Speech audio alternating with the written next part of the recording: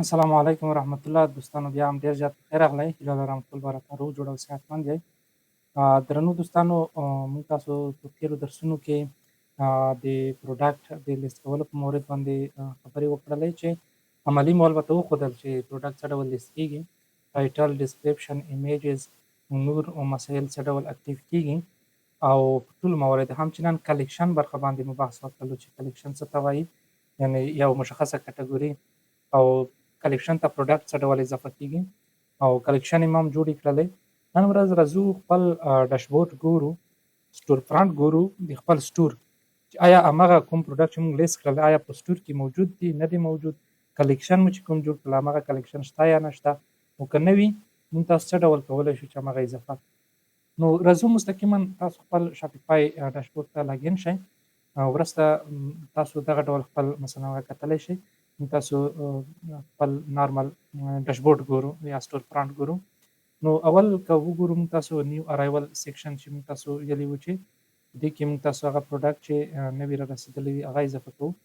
نو دغه ټایټل هم موږ چینج کولی شو، دلته نیو ارایول په ځای بل شی لیکلی شئ او یا بیخي ریموو کولی شو، او ډسکریپشن هم ورته اضافه کولی، نور مختلفې برخې، یا مثلا کولی شو دا لاندې راوړو دا کلیکشن پورته یوسو، هغه هم کېږي. ما تاسو ته ښودلی وو د دغې برخې له لارې کولی شئ چې مثلا کلیکشن لیست دا پورته یوسئ او فیچر لاندې راشي.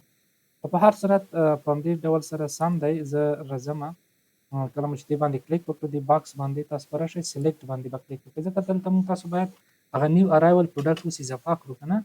نو دلته موږ تاسو هغه نیو ارایول کلیکشن جوړ کړی و تیار، دې باندې زه کلیک کوم نو دغه دې هغه پروډکټ دلته ښکاره شو. صحیح ده. نو دغه دویمه برخه وه، او دغه چې وه دا بیا د کلیکشن برخه وه. موږ تاسو دوه کلیکشن لرل، یو د ډاګ پروډکټ و یو د کیټ سپلای پروډکټ و. دې باندې به کلیک وکړو او ور اضافه به کړو موږ تاسو یو کلیکشن مثلا کیټ درته اضافه کوو، او د دویم کلیکشن چې دی دا مربوط کېږي د ډاګس پروډکټس، دغه به دې باندې به کلیک وکړو او وګورئ دغه دواړه جوړ شول. نو دغه برخو نه انشاءالله موږ تاسو په کامله معنه پوه شو. هیډر مو هم جوړ کړلو، هیډر مثلا مختلف موارد لري، لوګو دې په کوم ځای کې وي، دغه منیو دې څه ډول شکل ولري. نو دغه ټول موږ تاسو دې باندې کار وکړلو. منیو کوم شکل ولري، ډراپ ډاون دې وي څه ډول دې وي. نو دغه انشاءالله تاسو دې برخه کې کوم مشکل نه وي. دغه ټولې برخې تاسو له ځان سره هم کتلی شئ. بیا هم کوم ځای کې چې مشکل وي نو بیا هم کولی شئ مستقیما موږ سره په تماس کې شئ.